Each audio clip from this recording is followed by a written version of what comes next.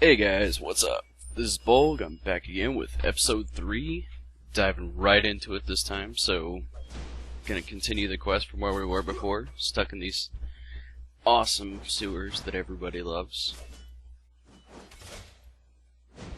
Just trying to get the contraband samples at this point. As you can see, pretty much any class you have with a pet, you can easily just sick the pet on something else, it'll finish it off, and you can kind of grind a little faster. I like it that way.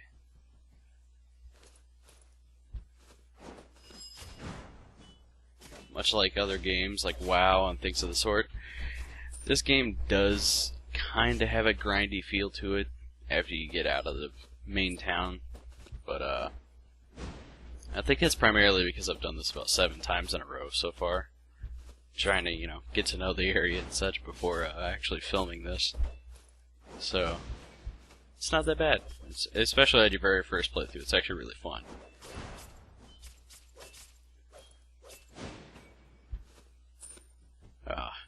You gotta love the lighting.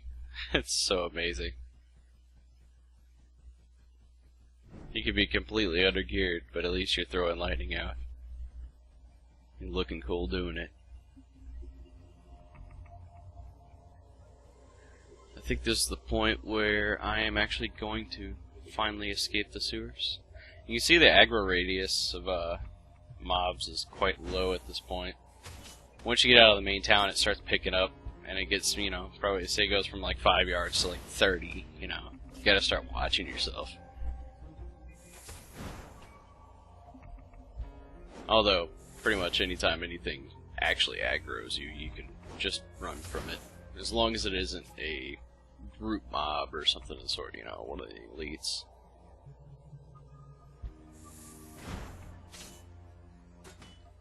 That's something I'm not sure if I've mentioned before about the elites, the red ring guys. If I have mentioned it, I'm letting people tuning in for the first time know that Yellow ring, soloable, red ring are kind of like rare elites in the world, equivalent to WoW, They're going to be tough, and you probably need to be a few levels higher in order to solo them. And aqua ring means get a group or die in one hit. There is kind of no leeway to that. You absolutely have to have a group for some of those. Actually, for all of them, unless you're, a handful of levels above them and way out gearing, because as you'll notice as time goes on, the scaling of stats in this game kind of just like starts slowly, and then it starts to rocket. And I think by like level 20 or so, it should be probably 12 to 16,000 health roughly. With stats to match, so.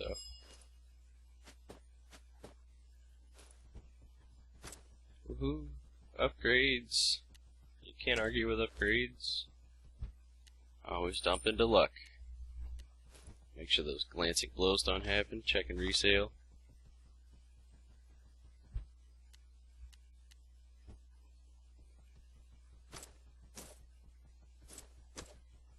Making use of those teleporters. Oh, this is the point where I'm turning into the guy. This guy's actually gone right now. He was one of the special event vendors for springtime and things of the sort. It's where you would basically turn in your special event copper, silver, gold, and platinum that you would find.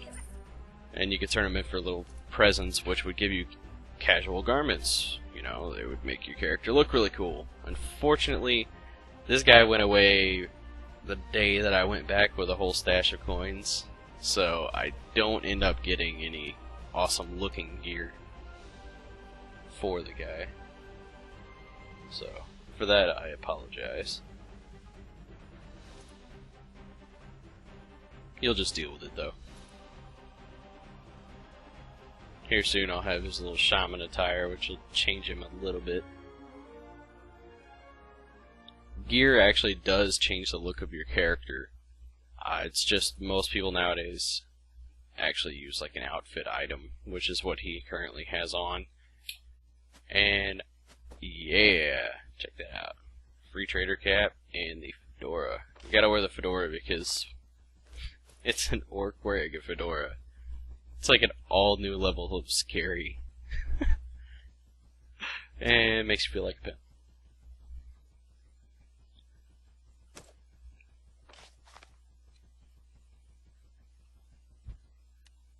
Approaching the Hadron Quarter. These quests are pretty simple. Next quests coming up are basically about killing a bunch of undead and cleansing tombs and things of the sort like that. They're really quick and nice and clustered.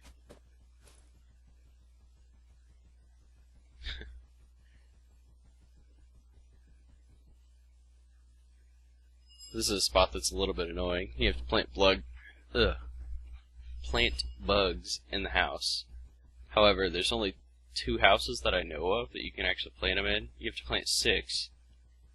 And one house has 2 stands, and the other has 3, I believe. So, you have to go from one house to the other, and then back to the original to replant. It's a little tedious, but do it. Skipping quests is not good. Yeah, there's the 3rd one right there. And then you're like, oh man, 5 out of 6. Let's go back to the original house. Yay.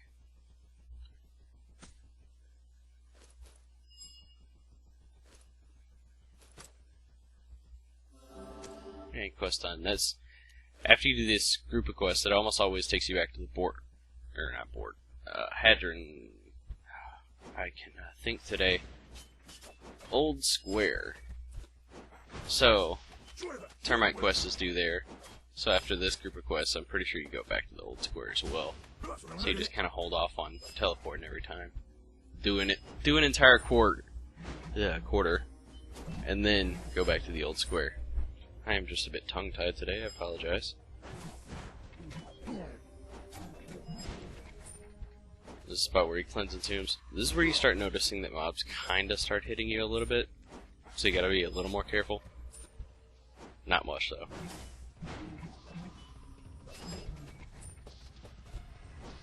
It always seems like there's a certain mob somewhere that's, you know, slightly scaled higher than everyone else. And it's pretty much like that for the majority of the game. Just gotta be careful with certain mobs.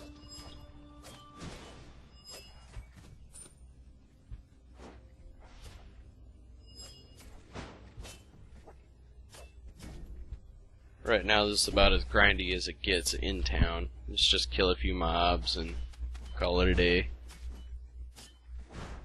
Once you get outside, you start getting, you know, some pretty, I don't know. I'll let you decide for yourself when you see them in the upcoming videos. Like I said, I've played through this a few too many times so far, so. First is not the worst. You can actually do it a few times without getting that whole grindy mindset in. Especially if you're a hardcore gamer and such. Yeah, Skeleton Sun. Now this is where you go below. You have to collect 14 pieces of mold, which is a little bit annoying. Because they only drop 1 to 2 at a time, and you have to individually loot each pile.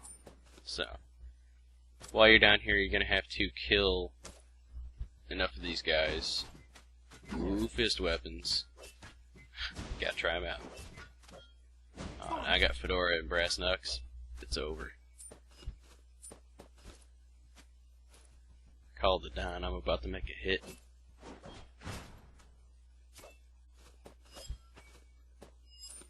As I was saying, you have to kill a certain amount of these guys, and you also have to loot medallions from them, so don't forget to loot in this area. And also coming up, there's going to be a quest mob. He's a goblin like my little buddy here, and he's going to have an extra quest drop. You almost have to kill him because he's surrounding the 3 other types of NPCs that you have to kill, so he'll be up here on the left-hand side. Let's get some mold real quick, you know.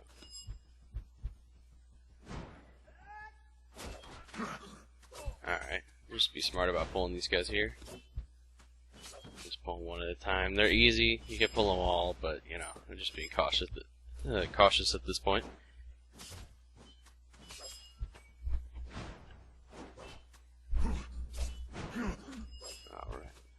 And 1, 2, 3. That's right, you down. These guys almost always drop soldier medals, so if you actually want to just sit right there for a few and collect your 8 medals off of them, they spawn pretty quick, and it takes a lot of the kill time off of these guys. But usually if you go in one side of the underground here, and go out the other, and just clear both rooms, you'll get all your medals, you'll get all your kills, and your mold. So just kind of do a sweep of the underground right here. As you see, that's pretty much what I did here. So, hey, yo, there's a bug mob right there for the time being. I'm not sure if they've actually cleared him out yet by the time this is going up. It's been there for about a week or so far. It's just something to keep in mind. You can tell I have very poor pet management when my pet actually gets down to like 20% energy and such.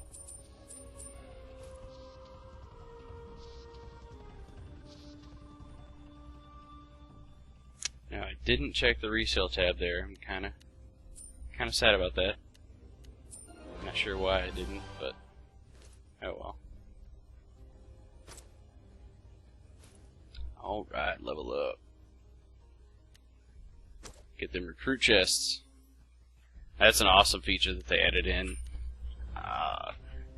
Basically, every time you do 5 quests past a certain point, you're going to get a chest.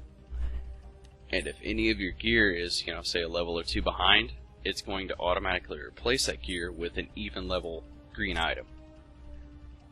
That's freaking awesome. So basically, as long as you're continuously questing, it's going to continuously upgrade your gear for you. That's probably one of the best features of any game that I've seen in a long time, because it lets you keep going. You don't have to go back and depend on an auction house. Only problem with the system is it gives you random stats, which means, with this game it's so dependent on your stats, and yeah, sometimes you can't use the pieces exactly how you want to. That's also why they have the patron sign as well, because you can shift that 5, 6, 7 points into one other stat, so you can actually make up for whatever you're losing out on.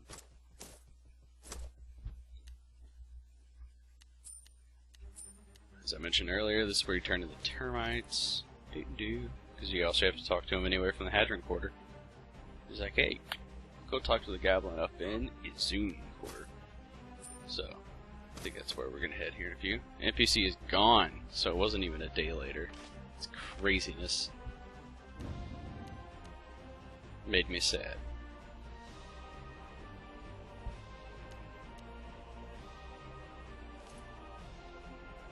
This person here is like, hey, I'll teach you how to use a megaphone. Megaphones are typically what you would use to talk in world chat.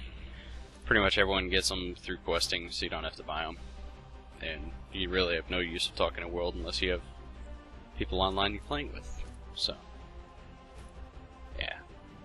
Just do that for free experience real quick. I believe it's 300 at that level. Every little bit's worth it. Try and level up that patron by using salvation every 30 seconds. It's very important to keep that up to date because that really helps your stats a ton.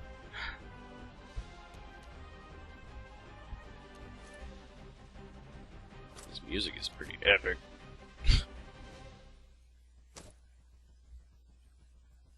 Oh man. Is that worth it? No. Sad day, not worth it. Alright, go talk to the goblin, and conveniently, right behind him, it's like, hey, check out these. We got another quest hub for you.